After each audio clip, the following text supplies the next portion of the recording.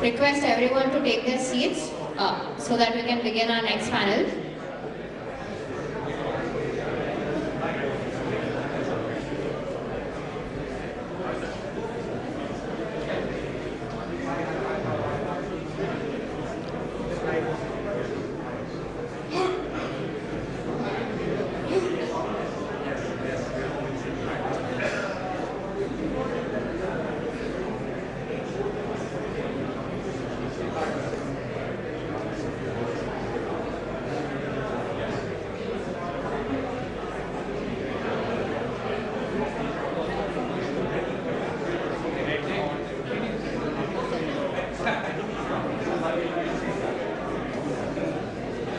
Welcome back everyone. To begin our next panel, the private equity perspective, I would like to call on stage the panelists, Craig Gifford, Head of Private Equity Funds and Co-Investments BII, Rajeev Gupta, Founding Partner Arpwood Capital, Srinivas Baratam, Managing Director Stakeboat Capital, Gaurav Sekhri, Partner TVS Capital Funds, Ruchir Lahoty, Managing Partner MegaDelta Capital, Lion Woods, Head of Business Development, APAC, APEX Group, Jay Gandhi, Partner, Shardul, Amarchand, Mangaldas and Co.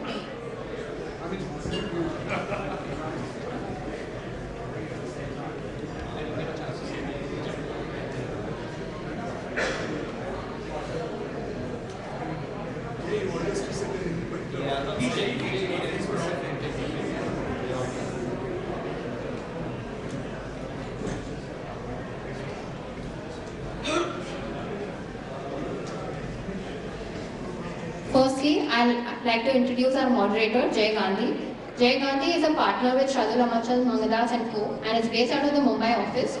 Jay's practice encompasses mergers and acquisitions, private equity, joint ventures, and he has extensive experience across the areas both on cross-border and domestic deals. In addition, Jay also leads the investment funds practice in SAM. For more than 2 decades, Jay has been advising several large international and domestic private equity funds, banks, financial institutions, multinational corporations and Indian business houses on various types of complex M&A deals, leveraged buyouts and private equity transactions.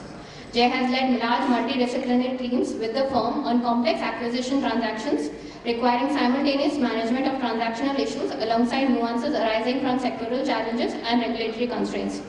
Jay has several awards and recognitions to his name, including recently being named among the top M&A lawyers in country by Mojo Links.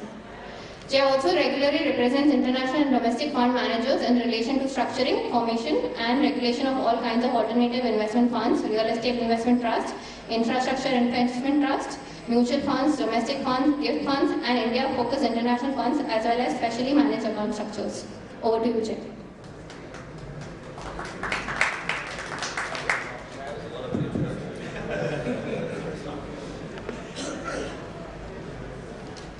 Hi, good evening everyone. Sorry, am I audible? Maybe a quick round of introductions. We have a panel which is representing different interests.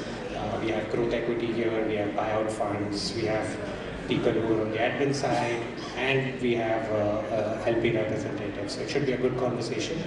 Can I just introduce, can I request all of us to introduce ourselves? Sure, I'll start off. My name is Ruchir. I am a co-founder of MegaDelta Capital. We are a mid-market focused fund, invests in everything tech, Series B onwards. Background, 17 odd years in private markets in India, ICICI Venture, NA, and then MegaDelta. Started career with doing M&A for TCS, and then had some sell-side research as well. Hi, I'm Craig. I'm part of the private equity funds and co team at BII. BII, British International Investment, is the UK development fund institution. We invest with a sort of impact focus in India. We've been in India for about 30 years, invest in direct equity, debt, and also funds. We deploy sort of $500,000 to $1 million in India per year. And I've been with BII now for about 20 years, so my background has really been focusing on India and private equity funds during that time for the LPs. Hi, Srinivas Baratam. I represent a fund called Stakeboat Capital. At Stakeboat, our focus is at the low end of the mid-market in India. And in terms of strategy, we look at both control and non-control kind of investments.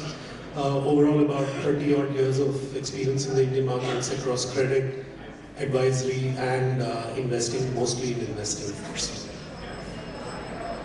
Hi, my name is Gaurav Sekhri. I'm a partner in investments for TV's Capital Funds. We are soon concluding the fundraise for our fourth series, which is TV's Srinivas Growth Fund 4. We will be raising about 3,500 crores. I spent about 18 years in investing. Thank you. Thank you. Liam Woods. I am Head of Business Development for Asia Pacific for APEX Group. I'm actually based in Hong Kong. It's my first time in India yesterday, so thank you all for being so welcoming. Having lived and worked in London and New York, I can tell you this is a much nicer audience than I'm used to, so thank you for that. APEX Group, for those of you that don't know, so very large international service provider. We look at core verticals in fund services, corporate services, financial services, and most recently sales and distributions of clients' funds as well, working alongside GPs in multiple different countries.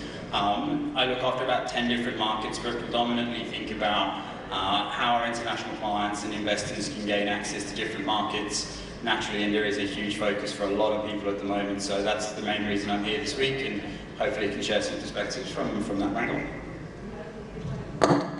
I'm Rajeev, Gupta. I work for Arpwood Partners, a mid-market buyout fund based in Bombay. I had a career before that in investment banking for several years. Thank you.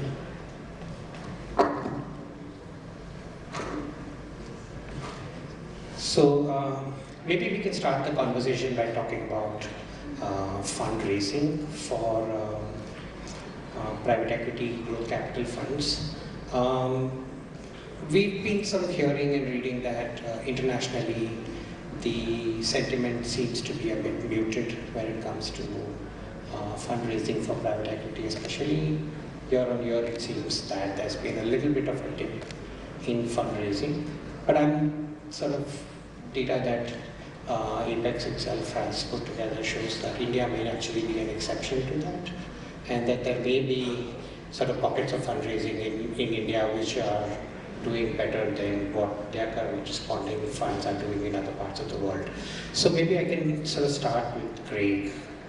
Craig, you look at investing in funds of different vintages and different investment themes. What have your observations generally been? Yeah, so look, we mainly focus on the emerging markets, but I think if you look globally, as you said, Jay, fundraising has been challenging, and you look at the last 4 years, it's been decreasing.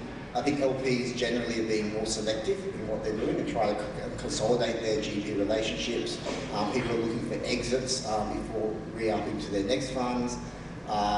You've also had sort of public markets perform pretty well, so people may be choosing to allocate their capital towards those markets as well. And so it has been globally a more difficult fundraising market. And if you look at the fundraising in India, the last 3 years have also been decreasing every year. I think what the positive side is on sort of some of the larger funds with good track record in India have been able to raise money from the foreign investors. We are seeing more foreign investors sort of coming to India for the first time. India is now on the map for them. It'll take a little bit of time to convert them into actually having commitments there, but at least you're starting to see the signs. And that's driven by, I guess, how the domestic economy's been growing. The China, people are looking for alternatives there as well. But India's just on the map now as well. So I think as managers start to sort of continue to demonstrate their track record and deliver DPI, it's a positive sign there. The other part is on and that's the larger funds. The smaller funds have been really reliant on the domestic investors. Foreign investors have sort of been muted, and we don't really see that changing significantly in the near term. DFIs have also sort of not increased their allocation to funds, but it has been the domestic investors, the likes of sort of the government funded initiatives like SIDBI and SRI to really help support this industry. The HNIs, the family offices supporting the industry. There's fund being raised by some of the banks. So that's really helped the industry. The banks were obviously active for a while, but the RBI circular sort of put a hold on that. And the other part, we're sort of seeing early signs on is sort of the insurance companies starting to come in as well. If they can start to develop programs to actually sort of invest in the fund over 5 years. Even the pension funds, where it would be great to actually see that in India. It's a staple in other developed markets for private equity funds. Would be good. So there are some positive shoots coming through to it, but I do think in the short term it will still probably be a similar fundraising environment. I don't see anything significantly changing there. Longer term, it's got some good prospects there, but if we can get more domestic capital to some of these funds and increase that, particularly institutions, I see that as it's on the journey, but actually it will really sort of allow track records to develop, and then when these investors, the foreign investors who are looking at it, will start to put more capital to work as well. So we see some positive signs there. Yeah, no, I agree, and actually, at least our own experience is similar. 10 years ago, institutional domestic capital available for this asset class was limited. I think regulations have undergone a change, unfortunately, both ways, but insurance companies are now allowed to invest in AIFs. We're talking about pension companies being allowed to invest as well. Why don't I bring in Gaurav here? And Gaurav, you mentioned the fundraise that you're now on. Just generally, what are big picture observations? Maybe if you can also take a minute to talk about international fundraise, and then sort of, he's spoken a little bit about how he sees domestic fundraise, but what have your experiences been? Sure, I think, I've seen the fundraise cycle for more than 10 years in India now. I think if I look back, I think early 2010s, mostly institution money. Maybe banks used to participate, but I think it's always a question of how the balance sheet is doing, and obviously they have capital market exposure issues and all, so it's not very consistent. I think maybe 2015-17, I think at TBS Capital I've been part of 2 fundraisers now, and I had no idea when I did the first one with Gopal, but I think slowly learned that. But I've seen quite transformative changes on the ground, particularly when I think of my interactions with family offices, and particularly in maybe 2017, 18, 19, and for our 3rd series, and now for the 4th fund, which we did 2024, last year, finishing this year. I think it's they've really come up the curve on this asset class, alternates in general. I remember my conversations in 2018-19 used to be in terms of convincing people about 5 to 10% exposure to this asset class, not even private equity. But when I went this time, I was so surprised that many of those offices had exposures at 20-25%, which is quite massively over-allocated to private equity, not even alternate assets. So very surprising there. At the same time, I think the opportunity which is coming, at least the frameworks they are thinking about is quite different, and their advisor also advising that probably there will be a phase of consolidation, because some places the number of funds that have been investing is absolutely massive. It is impossible to track. So I think all advisors are advising to consolidate, but they've had enough experience in funds, so they are in a position to pick and choose the funds they would like to, I think, continue working with. I think the second part I would say is, which was a very interesting observation for me, is the degree of re-ups that I saw from 5-6 years back to now. I remember at that time, a 1.3, 1.4x would be nice. But now I'm seeing 1.8x's and 2x's re-ups, which is again pointing to, the adoption, appreciation that, okay, this is a compounding product, we've got to stay in long, right? So that coming on the curve of public market, that, okay, that's trading and this is probably, or probably this IRR and this is MOIC. I think that aspect of wealth creation is very well understood now. I think institutional is, insurance companies obviously the way, I think, particularly general insurance companies, as I would say that, the way their books have been hitting, right? Markets in general, if you look at health as well as health is now surpassed motor insurance in terms of cross premiums, cross the 80-90,000 crore premium numbers, motor is also 80-90,000 crores, so that's a massive amount. And also there is pressure to, okay, one is openness, obviously pressure to give treasury returns, and also I think slowly people even who are conservative are looking at whatever 5%, 8% allocations to this. And interestingly also very, very keen to co-invest. Maybe we'll discuss it later, but I think I was very, very surprised by that part as well. And the other part which I noticed was, I think, one is obviously the family office has been set up and doing it for the last 10 years and all, but I think if you go to, say, a smaller town like a tier 2, so there are also many businesses who are doing for the first time, and sometimes it has taken lesser time to convince those people than people in Delhi and Mumbai. So very, very surprising positive revelations. And not unfamiliar generally with the asset class as well, right? You would go with the notion that maybe some of the nuances may not be as familiar, but that's actually not true. No, that's not true. I think their first-hand experiences are many. Even who is the first-timer has had many derivative experiences. So awareness is, I mean, the 20-25% was mind-blowing number for me. I did not expect that. So very well aware. And just on a macro side, when the AIF regulations were set up 2012, we used to have a very restrictive set of regulations before that.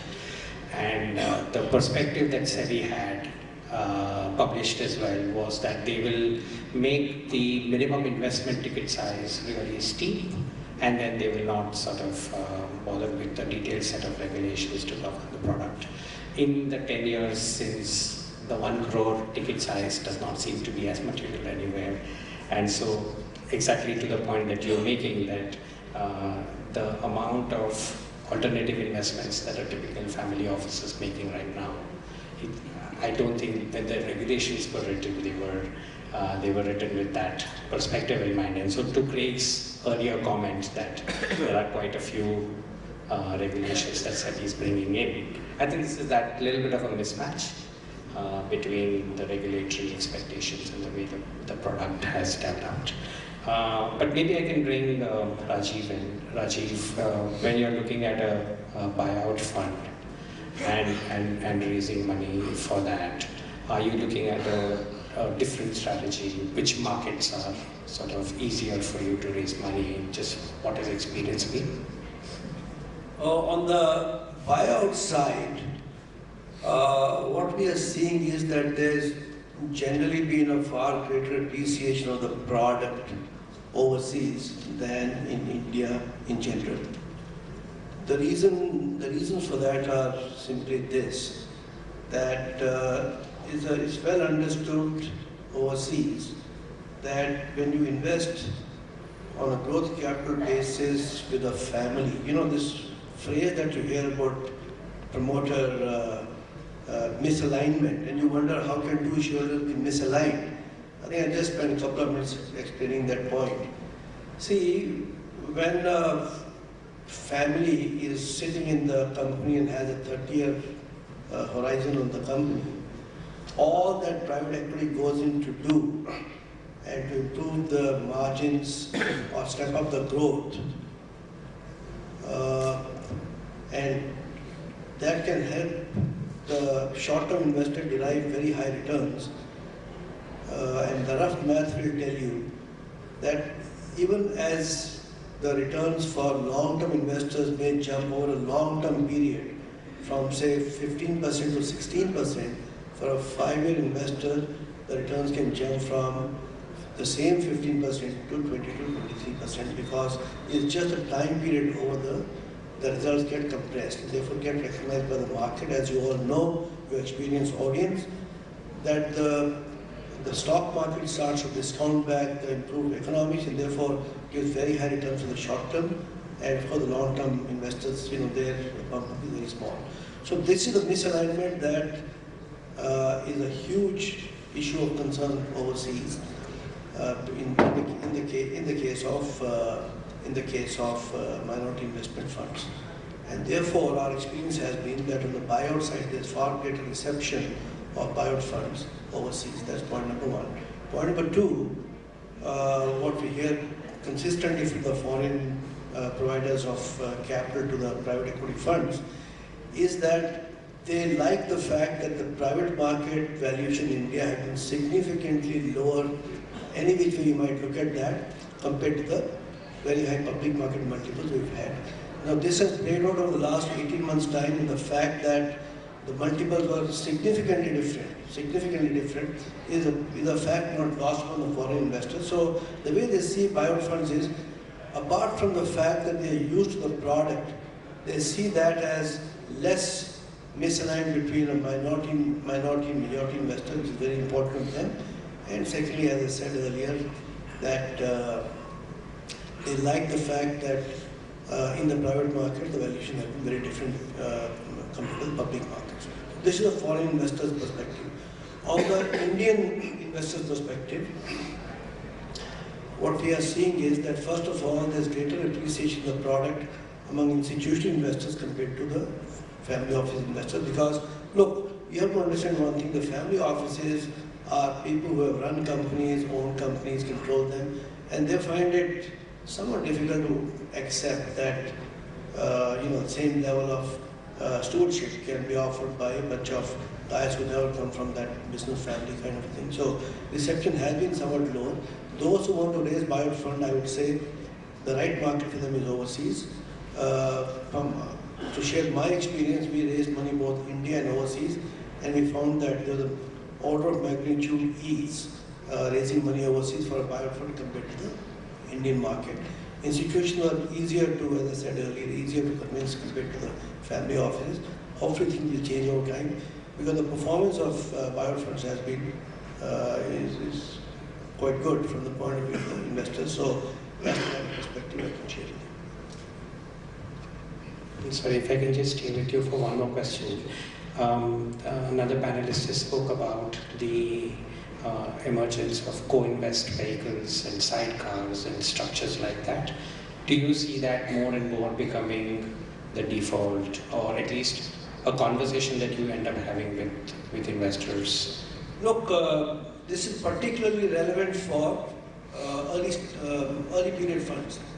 Funds which are not into the fifth or sixth, or GP is not in the fifth or sixth fundraise.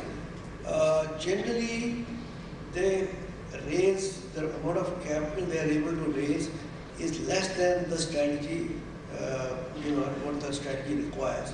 So they make up the delta by offering the co-investment to the LPs. LPs like that because what it tells them is that for a small sum of option that they're buying, they have the right to co-invest. And if they like the deal, they get to pay to it without fees and all that. But more than that, they like the option that this represents. So I would say that co-investments are significantly more important for early period funds, and they become less and less important as the fund becomes, or the GP becomes older and well established. That for those guys, co-investment option given to LPs is less relevant. If I can just bring Ruchir in. Ruchir, in terms of what you're seeing in the market, are there particular themes or particular sectors that from an LP perspective, there seems to be a greater buying, greater sort of conversion, if I can? I guess Craig had mentioned a point about DPIs. I think that's a singular one metric, all others being side. But I guess on the themes aspect of it, we are a tech-first VC fund, mid-market VC fund. So everything that we do has a very strong element of tech as an underlying thesis. And at least our Fund 1 portfolio and whatever has been happening in the market as well, in the VC space, kind of corroborates the thesis that it is the one that is delivering a lot of growth. That's the first order requirement. Second is path towards profitability. So with tech and tech focused investing, there is a pathway towards that. Whether we are able to deliver that or not is a different question. And therefore, hopefully, liquidity as well at the end of the day. From our perspective, we like a lot of tech in the enterprise space, in the B2B services space. That's something that we've been spending a lot of time on. Includes the likes of fintech, insurtech, all of that as well. We've been spending a lot of time on health tech as well. Because I think one of the key things that we believe is likely to happen with newer generations of technology, and I'm not just talking about Gen AI, but otherwise as well, spaces like disease management or cures or management of certain diseases, chronic or otherwise, are going to get supremely disrupted. And therefore will hopefully lead to much larger arbitrages for growth and finally hopefully profitability to those companies as well. So we believe that it's chapter 2 of probably tech investing in India. I used to work for NEA. It's one of the largest tech investors in the US. And when I joined them in 2009, I used to see them investing in transformative companies like MongoDB, Workday, and if you think, when will we see that kind of investing in India? I think we are reaching that stage where the ecosystem on the venture side is also getting more mature. The entrepreneurs are the ones who have built companies or have built businesses for large companies who are coming in. And finally, the domestic customer set is willing to pay as well, which was one of the biggest problems that we had when we used to look at enterprise investing in India, that our largest of banks, institutions, used to negotiate to the last paisa of what they could eke out in terms of payment to these tech companies. So we see that all of that converge. New tools make it more easier to develop faster, tools, experiment. So we think that this would be a great 5-10 year run for India in terms of these tech investing. I'm sure there are other themes as well which are equally attractive. It's just that I'm not the right person. Sure. And Srinivas, just what attracts you? What is it that you think is most attractive right now in the market for you to invest? Anything that makes money. For us, for the investors. Which seems to be the theme common. So, if you look at it, we need to follow the thesis that, we've set out for the fund, right? Now, if you look at the fund, whatever thesis that we go out with is a function also of where we are likely to get the capital. Of course, all things being said, we need to be conscious of what's happening in the nation and what's likely to make money overall, right? But individually, you need to break it up and see, okay, where is it that I'm likely to raise money, and therefore, what is it that I can potentially get money for, right? Now, you look at international institutional LPs, they're much more agnostic when it comes to the kind of strategies that we may want to pursue, right? They find they're willing to invest into infrastructure, they're willing to invest into financial services, or they're willing to invest into consumer, manufacturing, industrials, across the board. But when you are raising money from the Indian family offices and let's say retail market, they're much more it's much more a function of what's happening in the capital markets, right? In the general markets. So if you go out with a product which is talking about consumer, or you're talking about financial services, and there are more takers, because they actually see those consumer stories playing out. And one of the things that in the recent, let's say 5, 7, 8 years is again venture capital. The early stage tech investing, that has taken off. And a lot of the families out there who are putting out money into private equity funds or venture capital funds today have probably made money also in tech, the new generation people. So they empathize with tech investing and consumer tech investing much more than they would with, let's say, manufacturing investing. Even though they may have come from manufacturing background, they're trying to, because they're trying to diversify their own risk away from manufacturing, because they fundamentally may have made wealth there. So all things said, I see that difference. So as fund managers, our strategy is, we know what's going to make money. Almost everything is going to make money in India too, let's be honest, right? So we need to be able to match it with where we're going to get the money from. Yeah. Maybe Leo, bringing you in, just what you see in India, what you see in Southeast Asia, other markets, how do you think things stack up? Where do you see the differences? I think the only thing that I can really add to this is speaking to a lot of the international LPs that we work with today, There's obviously an increasing appetite to focus on India, albeit potentially not the action that's followed through at this point. There's continuing investigation of the market, but certainly from what we've seen at the moment, focusing on some of those regional gatekeepers that may be able to get quicker access to the Indian market with a little bit more expertise. Specifically, if it's a new market, some deviation away from an Asia allocation into China, for example, has been a big focus for a lot of those guys while they continue to evaluate what can be quite a complex market if it's not something that they've been familiar with. That's been the big thing that we've seen people continue to focus on. I said this to you this morning, the only market that we see as interesting to some of those bigger international players is Japan, which is in a very, very different part of its economic cycle, hugely different opportunity set. I think some of the interest in Southeast Asia has typically gone away a little bit. People are a little worried about what the exit opportunities there are, albeit a lot of the concerns that we'd seen from some of the mid-market GPs that we work with were valuation driven, which is obviously something that we can think about experiencing here in India and potentially going forward. But broadly, hugely increasing appetite, and at the moment I think there's just ways through the gatekeepers into the market than necessarily direct allocation. Thank you for that. In fact, speaking of Japan, one of the observations people like us who've sort of alongside the industry, the amount of Japanese investment, either as fund investors or even direct investors, that itself seems to be going high. So let's change tack a little bit. Let's talk about investments. And from the data that we see, last year, 2024, was a good year for investments. Year on year, there's a fair bit of growth in the amount deployed by the industry. If I can start with Srinivas, just in terms of the way you approach the deal, the structure that you put together, anything that you're seeing differently from, for example, what you would do 5 years, 6 years ago, or just what are the kind of structures that you're using which you find greater traction from the founder community, from the promoter world, etc.? So we are private equity investors. I haven't seen so much of a change in the private equity market in terms of the structures. The depth of, or the breadth in terms of the number of or types of instruments that get used in private equity hasn't really changed in India.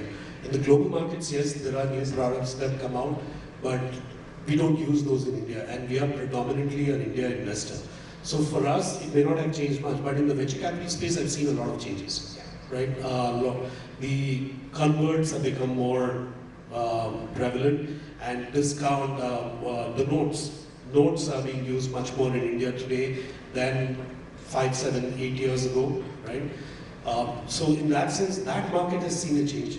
In the private equity side, there's no leverage available even today in India.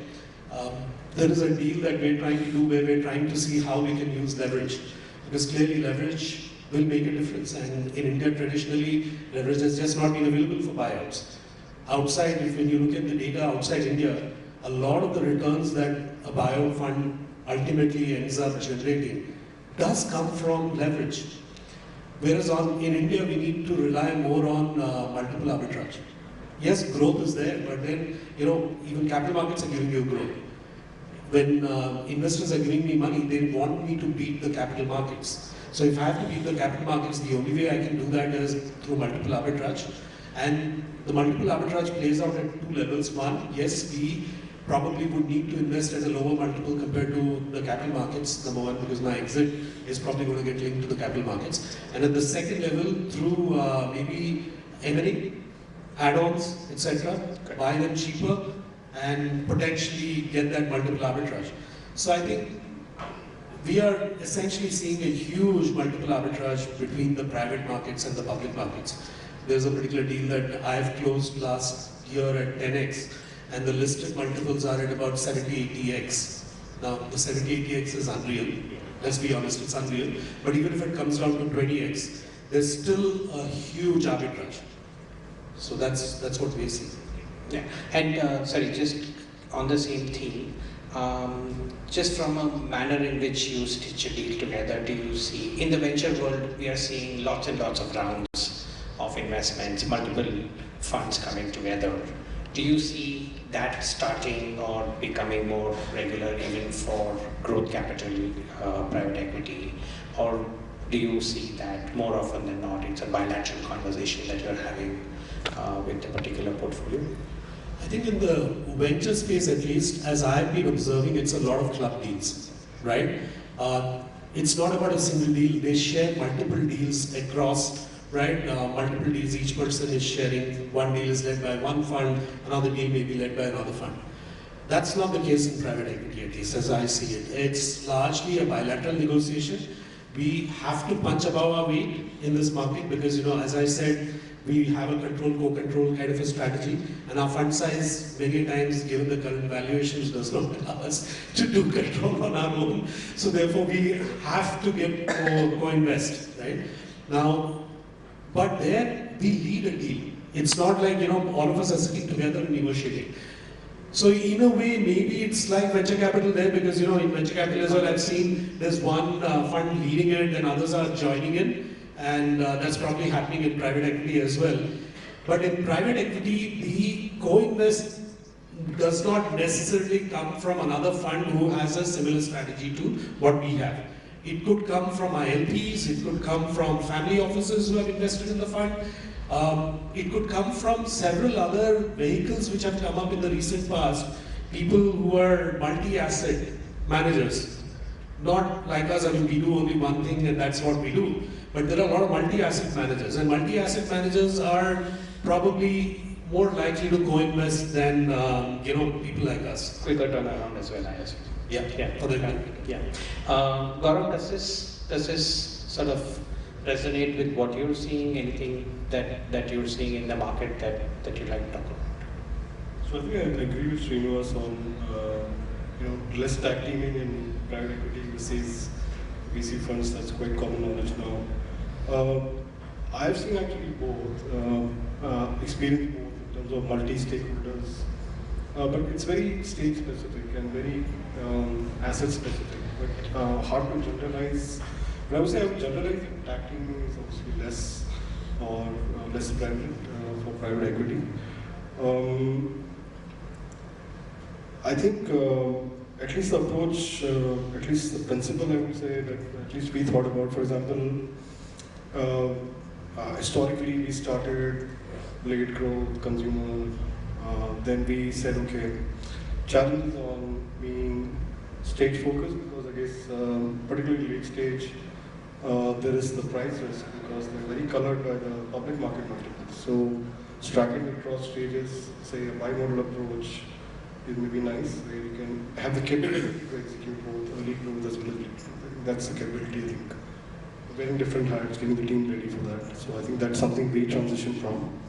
And the other transition was in terms of, again,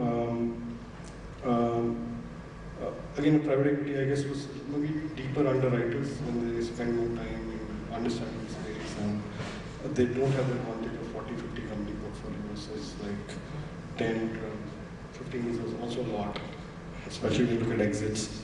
So, so when you transition to a new category or sector, I think there maybe the approach, at least we were thinking that not necessarily that we have to say we're doing technology for the first time.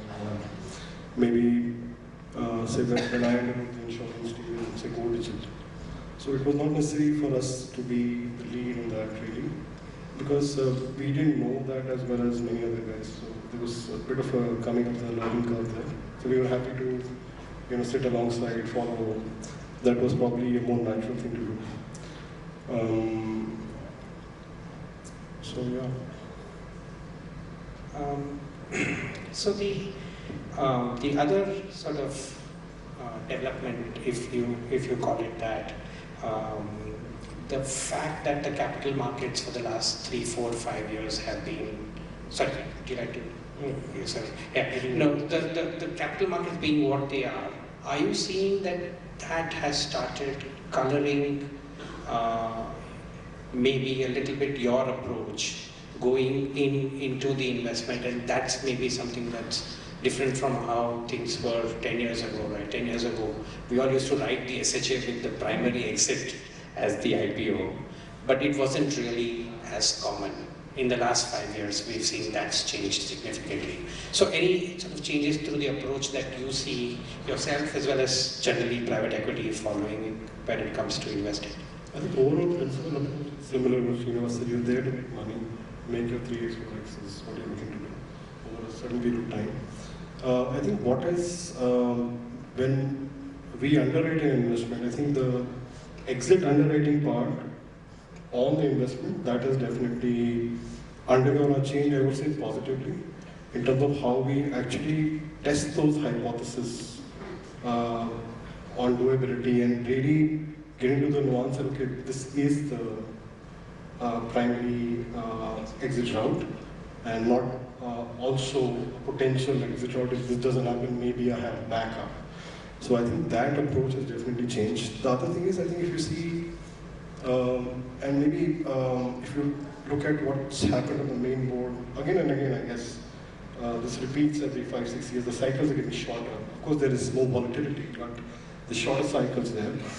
And we also start seeing action on the SME board, right? So I think public markets doing well overall is a big positive, I see. Obviously, you have to be careful in terms of, okay, I'm buying a great asset, but what price am I paying? So I think exit underwriting conversations we have to test the hypothesis has changed. So there are at least probably spending more time on doability with the IPO, what kind of investors. I think the other conflict probably, I think, which has arisen is typically the private equity investors are not really underwriting public market price risk, right? I mean, and especially when you look at the makeup of your LPs, and a lot of people will come to questions that, okay, this is not what I'm paying you for, right? So ideal world, probably you underwrite your business transformation, and if your strategy allows you push up the envelope on risk, okay, for the underwriting regulatory or not, which is again some other deal. Conversations have changed. I think even the other, I would say the fantastic part is, I think the conversations with founders on this aspect have progressed. Earlier probably, maybe I'm talking 5-7 years back, I think a lot of people were not even thinking. But now, some founders have dates. This is the date I want to have my company listed. Not even year, it's the date. So it has gone to that level.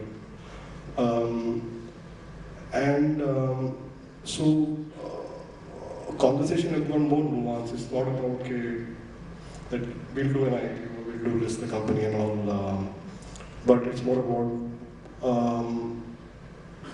what risk does it bring to me? What liabilities do I carry? Like what will happen to me? And why should I be classified as an Or I shouldn't be diluted too much when you're diluted too much in a life. Right, and so different conversations have happened vis-a-vis now, 5 years back. I think there's no debate about should we need to follow these many corporate actions, we need to convert your company to public limited company, etc., etc.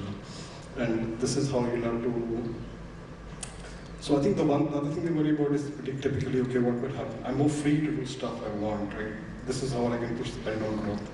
There are many stakeholders to get back in, like public markets, there's a regulator, there's a cost to it, there's a cost to listing, cost to regulate, cost to handle. So those concerns, the conversation has moved there now. It's not anymore about, I guess, listing and all.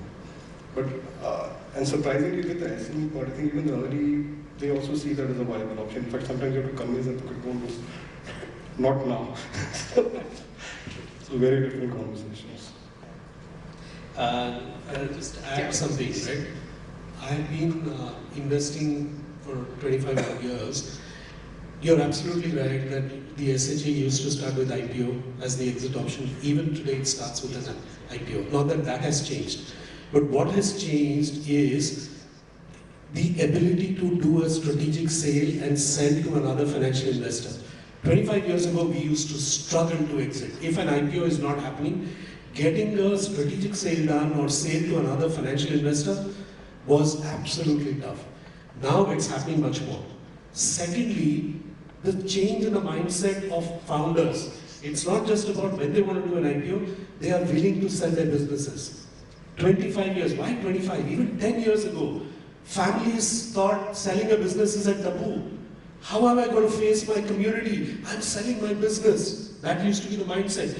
That has changed. People are selling businesses. It is now fashionable to sell your business, become an investor and play golf. Sorry, probably the person most close to seeing this phenomenon, Rajeev, just from a buyout fund's perspective, go to investments. What are the things that you see that you need to do? What is attracting founders? How are you seeing investments play out? Just talk a little bit about that.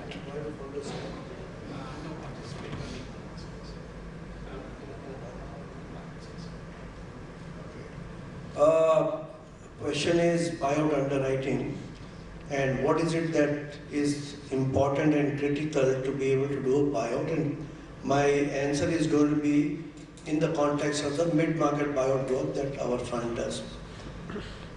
See, the first thing is that the founders, let's accept that the founders do a reasonably decent job of owning and managing their companies. The point of sale comes when there's generally a succession issue. So they anticipate that and they start planning for that. And I would say 80% of the deals that we do are basically getting pushed because of succession problem that the founder is either facing or anticipating in the future. So for us to make a return on a business that we are buying from someone who's held it for 25, 30 years, the first thing we need to do is to accept that the only way we can make high returns of the type that our investors want us to make is to bring something to the table that is not there in the company today. And generally speaking, the founder in late 60s or whatever, I think what we need to first bring in is a management team more energetic, more professional, more experienced, and just better manager of the business. So we are always over-indexed on management. Without being over-indexed on management, we will not be able to be a better owner than the previous owner, and therefore returns are not going to come. That's point number one. Point number two is, and I may be mixing the question, is leverage. See, generally speaking, in India, unless you're able to step up the rate of growth, the returns will not come. Now, the good thing is that all of us look for businesses where the return on capital is high enough for not only growth to be funded, but something left over. So leverage is a case in point. It presents itself as something that needs to be thought about. There are various ways of doing it, but the traditional American way is not open here. The risk in that is enormous. I don't want to start talking of tax, but my friends here know better. But I think after a couple of judgments which said that leverage holding company being merged with an operating company, you've got to point out the commercial rationale and all that, and the company law itself enjoins upon you to present why is it in line with government policy, etc. I think the risks of that merger and that introduction of leverage have gone up a lot. Because we are in buyouts and we're not funding the companies, unless it's a case of recapitalization of the buyout through recapitalization, many of the solutions which are otherwise available in a recap are not available in a buyout. So leverage is easy to contemplate and easy to think about, and the returns and all this math is well known, but the risk of that merger taking place is, I would say, not small. So the way we think about these things is over-index on management, forget this leverage and all that, underwrite well. And that brings me to the last point, which is important, and that is the question of risk of execution. Yes, we over-index on management. 2 or 3 things must be done. First of all, in the quest for growth and the quest to find an energetic professional manager, you've got to make sure that not only do you strengthen the execution, but you also strengthen things like internal audit and all that. Second thing is you've got to make sure that culture of the place is getting preserved, enhanced, or it's going in the direction that you want it to go to. So things like employee engagement, things like customer engagement, things like speak up and all that are critical. And if you don't emphasize on this whistleblower and speak up kind of policies, you can run into real difficulty with regard to the culture of the place. So I think a whole host of things are done, defensive things like these, to make sure that the company is adopting the right culture while you have the right management in place to be able to grow the company, etc. And our reliance, in general, I would say, reliance on leverage is low, even in the context of 100% owned buyouts, because just the merger uncertainties have gone up a lot, and Jay will be able to better qualify to talk about that. No, I could not agree more. I think for the longest time we've struggled to set out a very clear buyout through leverage. Counterintuitive, but actually it's easier to do leverage if you are an FDI investor. But if you are a local investor, then combination of local banking regulations and deemed NBFC requirements and things like that just make life a lot more complicated. I fully agree with you, Rajeev. So Ruchir, maybe if we can again sort of change tack a little bit, talk about the processes, right? And we are in a space where there is greater level of efficiency. Founders are far more savvier. There's a far more evolved advisor community around for founders, etc. So just how have you seen over the years the focus on diligence, the focus on background checks, etc. change, and just what is it that you would do differently in the way the environment is right now? Sure. I guess I cannot emphasize the value of doing the right level of diligence. I didn't ask you to say that. At all. As a businessman, as a private equity manager, I'm okay to take a business risk. The last thing I would want to take is a risk on compliances, risk on malintent. Right? That is something that I should be able to weed it out. What has become very imperative, and we used to do that way back in 2007-8 when I was at ICICI Venture as well. Background diligences were a part and parcel of investment. Investment committee note could not go without that. We further institutionalized it and made it even more broad-based now. So when we now look at the regular accounting, legal diligences go on the background diligences side as well, it's not just the founder or the 2 or 3 key people. It is also the customers, the ex-employees, going to the level of detailing that we ourselves pay attention on. Earlier it used to be, okay, you give to a crore or someone like that, and they will do the work and send you a report and you have a look at that. But we tie that up now with what we want the accounting team to also focus on, and the legal team to also focus on in certain areas, depending on the context of the company, the founders, and so on and so forth. So it is a lot more integrated approach rather than what it used to happen earlier was silos. In our firm, what we've done is, it's in our minds a maker checker as well. Our CFO leads all these diligences. I, as an investment manager, would only look at the commercial diligence, and I have to give him inputs on what all he needs to be sure of to cover and tick the boxes. While therefore it essentially means that there is someone else equally from that domain of diligences, of all the other things, legal, accounting, and background, who's going to look at it while I keep on focusing on the business and the founder diligence. A lot of founders ask me, why does it take so much time for us to invest in companies? I think what we are trying to do over the fastest deal I've done is 3.5 months, the longest has been a year plus. So it's the whole spectrum, but I think as investors, what we are trying to do is have multiple opportunities to assess the nature of the founder, because finally that is the only thing that is going to keep the company on the right track versus not. The stage at which we come in, there's a lot of institutionalization that needs to happen as well. When we come in Series Bs and Cs, the companies would have seen the wayward structures that they would make to get to a 50-60% CAGRs, and now suddenly there are structures to be put in place, which is what we do as par for course, audits, internal audits, right, set of auditors, etc. But on the diligences front, one cannot overemphasize the need of probably erring on the side of caution. And Liam, if I can bring you in, are there tools that you can think of?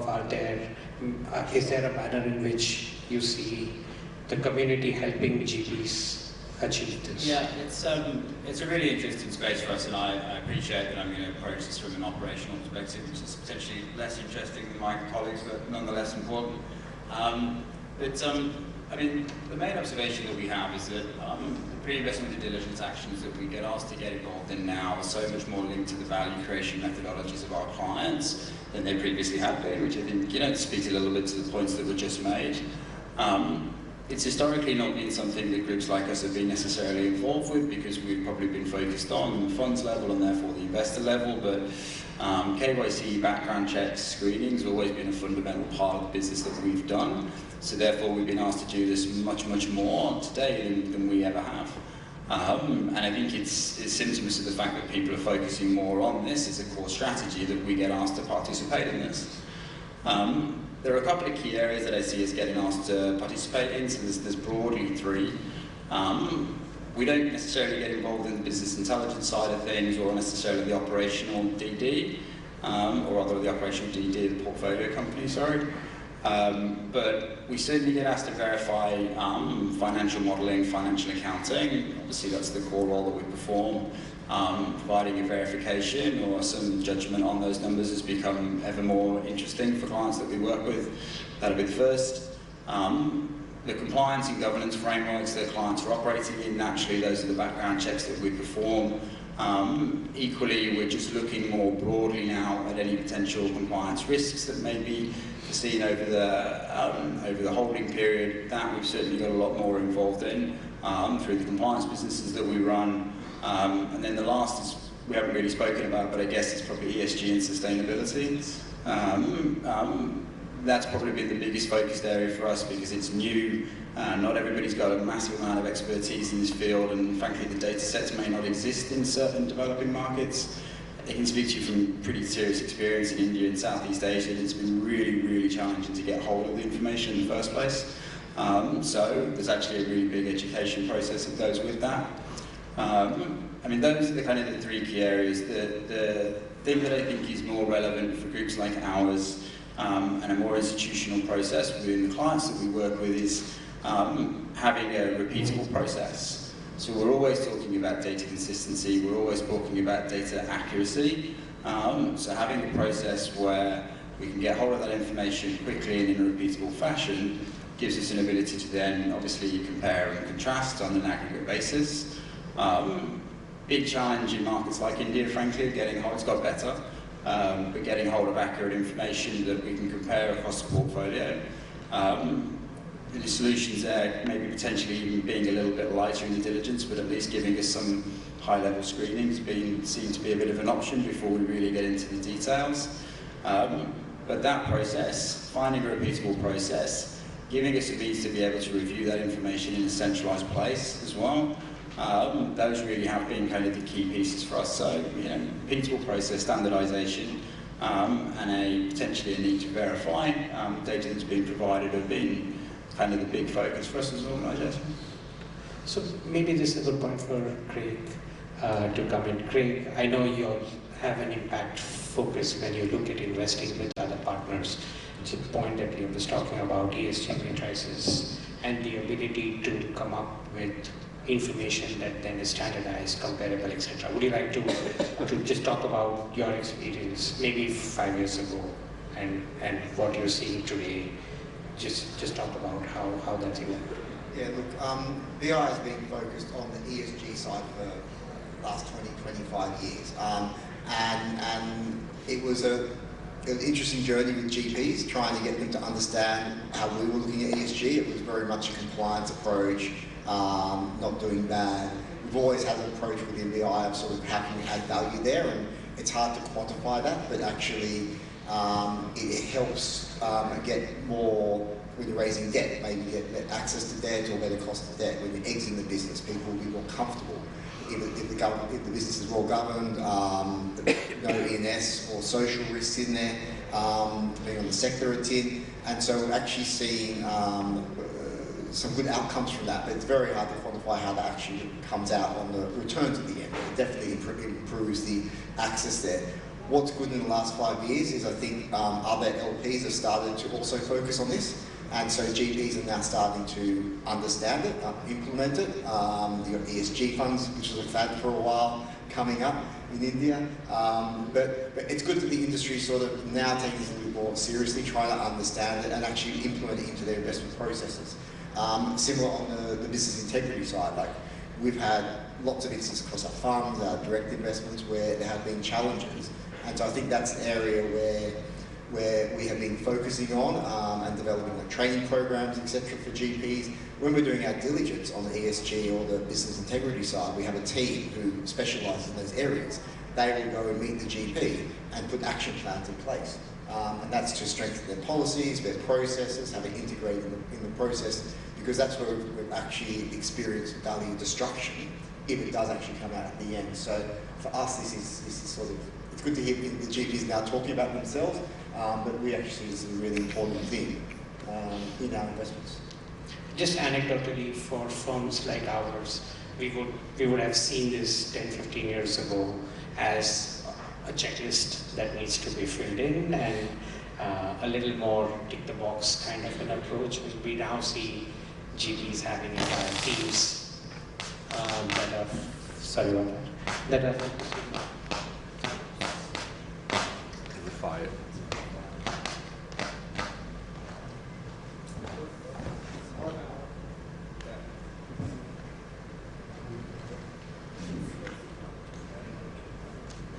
Should we avoid the mics for a bit, or are we okay to continue?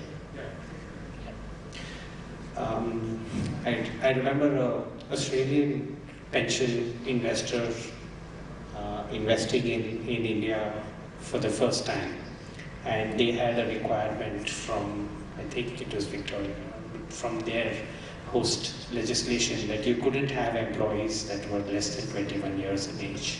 That was a requirement in their law, and just the amount of time it took to convince a promoter in India that, you know, if you need the money, you need to comply. Just maybe drilling down a little bit on the governance aspects out of the overall ESG spectrum, and maybe if I can bring Srinivas in. There has been a lot of conversation and debate about the role that private equity needs to play on the board, and how does it ensure that the board is truly representative. It is actually looking at decision making, etc. So just what is your approach? How would you look at that, especially in the backdrop that if IPO is the primary exit, then you need to train the company to also work in a board governed manner rather than an individual led business. So just some thoughts around that. So that's a very relevant thing that you're asking. And that's also evolved. Over my own journey, I've seen that evolve. 25 years ago, it was really not so tough to prepare a company for listing. You want to get listed? Yeah, okay, fine, let's get the listing done, let's appoint a banker. They'll come and work with you, and then they'll get you listed, right? That has changed a lot over the last 25 years. Now, a company that we've invested just a year ago, yesterday I was trying to talk to them, do you want to go IPO? Immediately the founder said, yes, I think we should IPO. Now I said, do you know what it means to you? Right? What it would mean in terms of, you need to show quarter-on-quarter growth, year-on-year growth, not just that. Of course, we've already put all kinds of governance in place in terms of, not only the board structures, getting an independence onto the boards, and setting up various committees with terms of references for that, internal audit, external audit, stat audit, ESG audit, annual ESG audits now for many of these firms. All of those things are already in place. Still, I believe many of the private companies are nowhere close to having the governance that one should have if you want to get listed. Now, listing, of course, you see so many companies getting listed in the SME exchange. I'm pretty sure even after getting listed, they will not have governance in place. Now, we are looking at a situation where we will be a significant investor. Now, as a significant investor, I need to ensure that there is sufficient liquidity and interest in the market, in the stock, post-listing. And to ensure that, we have to take a lot of steps, and one of them is governance. And it's a pretty important step. Now, a lot of public market investors have a tick box item nowadays, which is governance, and they actually go and do ESG, evaluation on an ESG framework to figure out whether or not to invest in the company. And one of the trailblazers for us has been Infosys. Right, Infosys was the company which started changing their governance, and we started showing people, listen, this is how you need to be transparent. And this is how you need. Their reports used to have all of these details. Disclosures, and that has trickled down quite a bit. And if you want to be, in the top 500 companies in which mutual funds invest, you better well have those governance structures. Now, if I need an exit, my ambition is to get my stock there into the top 500. Now, I think the cutoff is around 20,000 or 25,000 crores for that. That's when I make money in the companies that we're investing into. So that's why governance is very important. Even before we invest, we start working on governance with our target portfolio companies. I'll just add something here. And I know you asked about IPO. We did, in the last 2 years, we've sold 4 companies to strategic investors from outside India. And one of their diligence focus has been governance that has been followed in. So irrespective of pathway, whether you are looking to exit through an IPO or through a trade sale or a strat sale, I don't think you have an alternative but to take it very, very seriously. Maybe Rajeev, you want to talk about, you mentioned about strengthening the management team, but anything else? So, to start with, we define, because we own the companies on a majority basis and we are in control, we obviously hire a board of directors. And what we tell them with regard to what governance means is really 3 things. We say to them, the board has to be the guardian of performance, the board has to be the guardian of culture, and the board has to be, culture, the culture, operating culture in the company, and the board has to be the guardian of compliance, etc. Now, once we put it like this, what we do is that with regard to, first of all, guardians of performance. Performance comes from strategy, from execution, and the quality of leaders that you hire. So we make sure that the board is fully involved in, first of all, senior hiring. They endorse them, and not the way it gets done in most companies. We make sure that the strategy sections are held in great detail, and they understand the strategy and why it's relevant. And we have very good metrics that we present on a monthly, quarterly basis with regard to the efficiency in the way the company is getting run, comparative analysis and all that. So, getting the board involved in this critical thing of what I would say performance is critical. Strategy, execution, and of course the quality of people that we hire.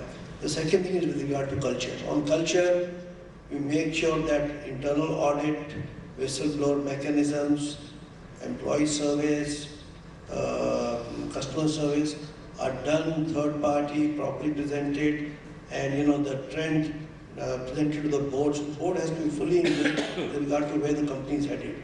And the third thing is compliance and all that. Now, compliance is something you have to be very careful about. It's an over-indexed thing in most public boards. A lot of time goes. I think the control of the board is, I would say,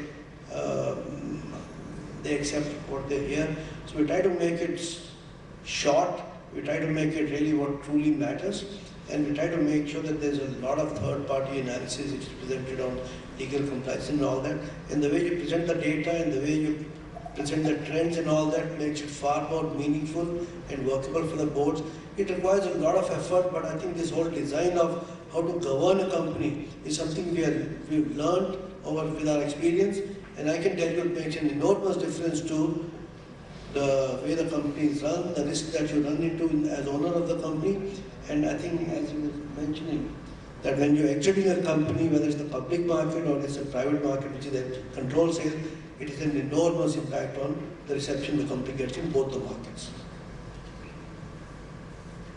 And, sorry, Craig, as an LP looking at investing with other GPs, how would you look to evaluate the performance of GPs, especially on this matrix? Is there, for example, analysis that you undertake on the manner in which GPs have constituted or helped formulate the governance mechanisms, etc.? Do you want to just, for an LP looking inside, from not being involved day to day, but looking at it from the outside, how does it work? So I think our analysis really on the GP. So do they have the right policies in place? Do they run? And management issues, the board issues and stuff like that. So I think these things matter a lot. The last point is that if you are an EIF in India and if you want to bump up some returns and the growth is back-ended growth generally is well regarded by the public markets. So that also matters, and as you would know, there are things like party paid shares which are now possible for AIFs to own, and they also are a nice way to extract a juice at the very end when the growth requires capital. I thought when we began that 90 minutes was a lot of time, but this has been a great conversation. We have a few more minutes, and sort of happy to take questions if you have questions for any of the panelists. Can we get a mic?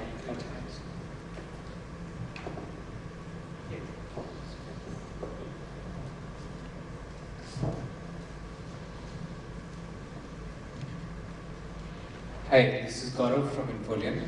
The question is specifically for any of the panelists can do it, but I've heard Gaurav and Sriram mention it.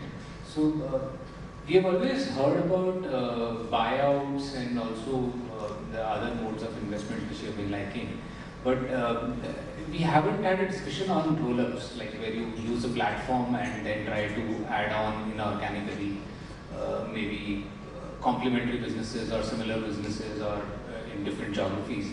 So how do you view that? And Gaurav also mentioned some kind of a consolidation play. So does it fall into the same definition, especially in more tech and asset-light models? Of course, it is quite prevalent in the FMCG space, but just your thoughts and views on this type of investment. So it is pretty much a strategy. Now, when you're talking about a platform and a roll-up, typically there the idea would be to put similar kind of sizes of businesses together and you roll up, right? Now, the other strategy is in terms of, even after having invested, whether it's small, big, whatever it is, we continue to grow through acquisitions.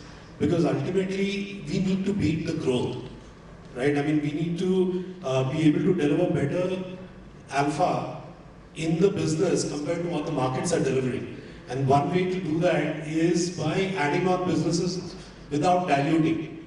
If I don't end up diluting for acquiring something, then that's growth for me. There's no shareholder value dilution for that. So we actively look for these kind of opportunities, and I think all of us, I don't think it's anything unique to us. I think most funds would be actively looking for acquisitions for all their portfolio companies. The decision of go, no go obviously is dependent on the value at which the acquisition is coming, and also dilution, if any, what kind of dilution would it result in? Can I do a leveraged buy? Because when we are buying businesses through a portfolio company, leverage is available because there are cash flows there. It's no longer a holdco that needs to get set up where it is inefficient to service debt. Right, you can put debt in the balance sheet of the company that we've invested into. So we actively look at it. I'll quickly add one more. I think easy said than done. Should not be too many. I think at least I've seen there's some industries and some categories where it's more doable, it's more executable, it's more sustainable. I think one. When you talk about roll-ups, I think picking that category industry is very, very important. There should have been enough activity and there should have been a lot of substance behind that, a rationale that is more sustaining to be able to do that part. Second, I would say, I think the idea of that common currency of that whole should be something that I think whoever you're acquiring should be very, very aligned to that part. But definitely, if you look hard, I think in categories you find those opportunities. But I'm not fully convinced that you just take up a roll-up strategy and try to apply in any category that you want or any sector that you want. That works. We've seen many failing as well, and that's what I'll add. Hi, Shishir here. Firstly, thanks to everyone for great insights. My question is on a very different note, on a personal front actually. If everybody can just answer, on a personal note, what is the most satisfying part of your job as a GP, as an LP, and as a service provider? I can start off. I get to learn every day from my entrepreneurs, the ones I invest in and the ones I don't invest in as well. That's one primary part. I don't know if any other job would have given me that privilege. Second, obviously, is to see some of these stories scale up. 10x's, 6x's, that again is something, and this is about growth, not liquidity. Liquidity is also very satisfying. But even the growth journey is also very satisfying to see companies who were at say 5 crores a month, getting on to 20, 25 crores a month in revenues. It gets to be pretty satisfying because you've played a very small part, hopefully an important part in that journey. So you could own some of it, probably a decimal of it. I think it's similar. I think backing like a new strategy or a new segment, seeing it actually grow and evolve. We're investing in 10-year life funds, so actually seeing something work out and play out, something that at the time was risky, but actually could have a big impact, and then you see that at the other side. That's really rewarding, and the impact has also come with returns. Otherwise, it's not sustainable. So seeing that is good.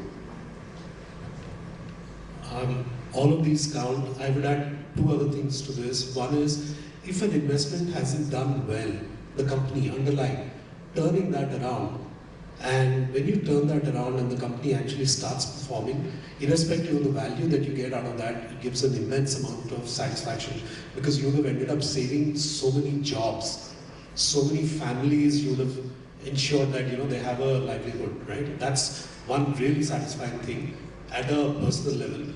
The second thing is, at a fund level, generating not only IRR but also MOIC, both of them. That is another really satisfying thing.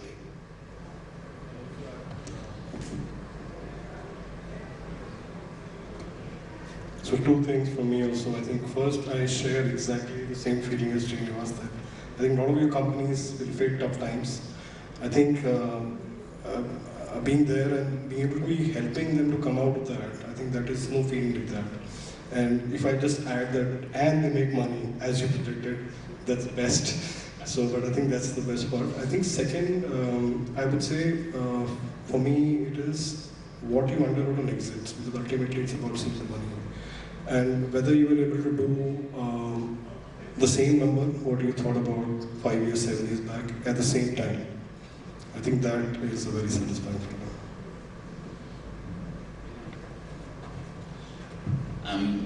I'm a little suspicious to know whether my founder and CEO is listening to this, because I'm sure the right answer is supposed to be working at APEX. It's an easy one for us. I mean, it's working with some of the most intelligent people in the industry, and broadly, I think, in any industry. I mean, a lot of our clients sit at the forefront of innovation in the market, and we get pretty front row seat for that, and really are, in many ways, an integral part of supporting some of that development. So, working across a broad range of industries, broad range of sectors, countries, is definitely good for us. I'll be quick. The most satisfying part of this job of investing other people's money is returning their trust. Because I've taken other people's money, and to be able to give it back at a return they expect is the most satisfying part of the job. But you do that, as you do that, you can see a certain company, a certain business transforming in front of you, and that's another great feeling. Thank you. So as a service provider, over time sometimes you get a little disassociated with sort of the portfolio and the particular client that you're working with. And at least personally for me, the one great feeling is when something that you looked at a few years ago has turned a full cycle. So for example, somebody like a buyout fund who you helped buy a particular asset And in your diligence report, you had 10 things as issues, and you fixed all of that, and then 5 years later, you're on the opposite side of the table, answering the same questions that you had asked 5 years ago. That what is this issue and how is this playing out, right? So it just shows the maturity of the market, the growth of the market, and it just feels nice that you've been associated with something for so long. Sorry, any last questions before we bring the panel to an end? Thank you very much. Thank you everyone. Thank you, Jeff. Thanks to the panelists for such an insightful session. I request you all to come forward for a group photo.